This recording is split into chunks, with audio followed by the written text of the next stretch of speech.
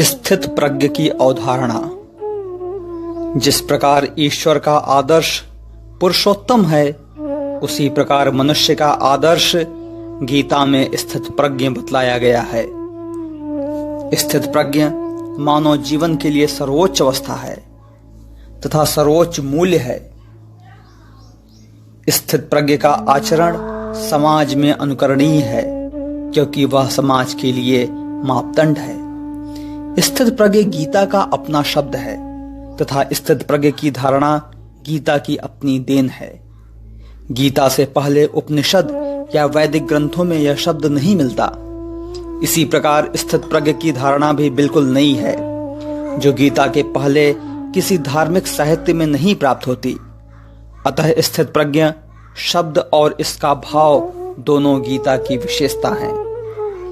स्थित प्रज्ञ का अर्थ है जिसकी प्रज्ञा या बुद्धि स्थिर हो जाती है। कुछ लोग स्थिर बुद्धि को ही स्थित प्रज्ञ कहते हैं, अर्थात जिसकी बुद्धि स्थिर हो गई हो वही स्थित प्रज्ञ है। परंतु गीता में समाधिस्थ, स्थिर बुद्धि और स्थित प्रज्ञ में भेद किया गया है। अर्जुन श्री कृष्ण से पूछते हैं कि स्थित प्रज्ञ के क्या लक्षण हैं, समाधिस्थ के क्या लक्षण हैं, स्थिर बुद्धि पुरुष के क्या लक्षण हैं, वह कैसे रहता है, कैसे चलता है इत्यादि। स्थित प्रज्ञस्य का भाषा समाधिस्थस्य केशव स्तदीय किम प्रभापेत किमासीत व्रजेत किम। स्थित प्रज्ञ जागृत अवस्था की समाधि है। इस अवस्था में परमात्मा के साथ अखंड संबंध स्थापित हो जाता है। सभी कार्यों को करते हुए भी अकर्तापन का अनुभव होता है। इस अवस्था में काम, क्रोध आदि के बीज जल जाते हैं। यह जागृत कालीन समाधि है। इस अवस्था में देह और इंद्रियों का ध्यान नहीं रहता। इस अवस्था को लयावस्था भी कहते हैं। निद्रा भी एक लय ही है। निद्रावस्था में जो लय होता है उसे सबीज लय कहते हैं, क्योंकि इस अवस्था में अज्ञान का बीज रहता है। समाधि में भी अज्ञान नष्ट नहीं होता, क्योंकि समाधि भी एक लय है। समाधि प्राप्त करने के बाद भी काम, क्रोध आदि के बीज बने रहते हैं। स्थित प्रज्ञ की समाधि इससे भिन्न है। स्थित प्रज्ञ की समाधि एक स्थिति है, लय नहीं। लय मन की वृत्ति है, जिसमें सदा परिवर्तन होता रहता है। स्थिति स्थिर रहने वाली अवस्था है। इस प्रकार स्थित प्रज्ञ स्थिर रहने वाली अवस्था है। स्थित प्रज्ञ जागृत अवस्था में ही परमात्मा में स्थिर बुद्धि की अवस्था है। इस अवस्था में सभी कार्य परमात्मा की भक्ति में किए जाते हैं। स्थित प्रज्ञ के निम्नलिखित लक्षण बतलाए गए हैं। स्थित प्रज्ञ सभी कामनाओं और वासनाओं का सर्वथा त्याग कर देता है। कामना और वासना के दो वर्ग हैं, शुद्ध और अशुद्ध। इन दो वर्गों के 3 प्रकार हैं, सत्व, रज और तम। सत्व की गणना शुद्ध वर्ग में होती है, रज और तम की अशुद्ध वर्ग में। स्थित प्रज्ञ दोनों प्रकार की कामनाओं और वासनाओं का त्याग करता है। स्थित प्रज्ञ परमात्मा में ही संतुष्ट रहता है। सात्विक इच्छाओं का त्याग तब तक नहीं हो सकता जब तक ईश्वर में भक्ति न हो।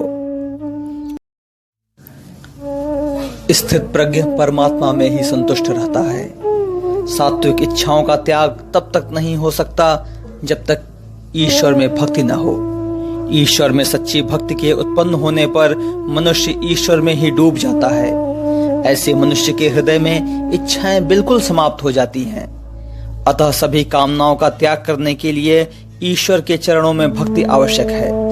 परमात्मा की भक्ति से स्थित प्रज्ञ संतुष्ट रहता है। प्रजाहित यदा कामान सर्वान पार्थ मनोगतान आत्मन्यो वात्मना तुष्टः स्थित प्रज्ञस्तदोच्यते। स्थित प्रज्ञ दुख से व्याकुल नहीं होता और सुख के लिए मन में लालसा नहीं रखता। दुख की परिस्थिति आने पर भी वह दुख से व्याकुल नहीं होता तथा सुख की परिस्थिति आने पर भी वह सुख सर्वदा बना रहे, ऐसी लालसा मन में नहीं आता। वह सुख दुख में समान बना रहता है। यही सम स्थिति है।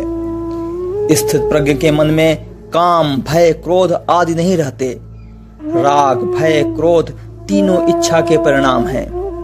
इच्छा या कामना शुभ और अशुभ दोनों हो सकती है। शुभ या अशुभ इच्छा के तृप्त होते ही उसमें तृष्णा या आसक्ति उत्पन्न होती है। उसके तृप्त न होने पर उससे क्रोध या भय उत्पन्न होता है।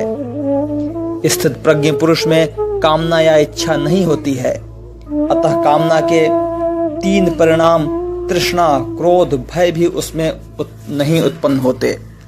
ऐसे ही स्थित प्रज्ञ को मुनि कहते हैं। दुखेषु नुदिग्न मना सुखेषु विगत स्पृह वीत राग भय क्रोध स्थिर मुनि रुच्यते। स्थित प्रज्ञ सर्वदा अनासक्त रहता है। उसकी आसक्ति केवल भगवान में ही रहती है और जगत के पदार्थों में वह आसक्त नहीं रहता, क्योंकि जगत के सभी पदार्थ अनित्य हैं।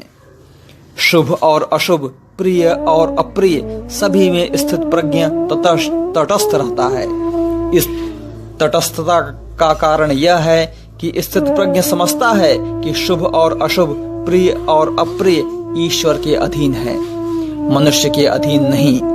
इसी कारण वह शुभ प्राप्त होने पर भी हर्षित नहीं होता और अशुभ प्राप्त होने पर भी द्वेष नहीं करता। यह सर्वत्रान विस्नेह तत्तत् प्राप्य शुभाशुभम नाभिनंदति न द्वेष्टि तस्य प्रज्ञा प्रतिष्ठिता। स्थित प्रज्ञ सभी प्रकार के विषयों से इंद्रिय निग्रह या संयम रख करता है।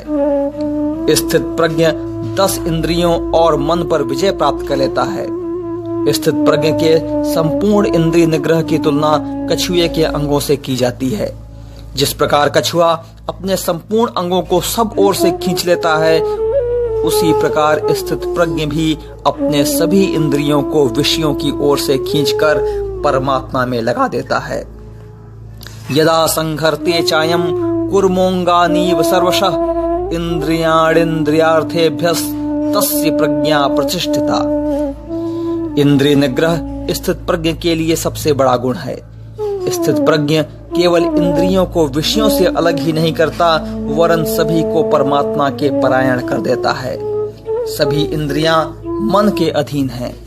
मन को भगवान में लगा देने से सभी इंद्रियां अपने आप भगवान में लग जाती हैं। भगवान में मन के लगते ही मनुष्य अनासक्त आचरण करने लगता है।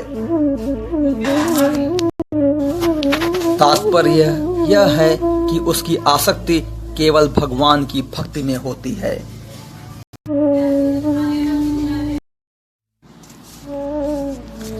इसी कारण वह संसार में सुख और दुख के प्रति, मित्र और शत्रु के प्रति समभाव से आचरण करता है।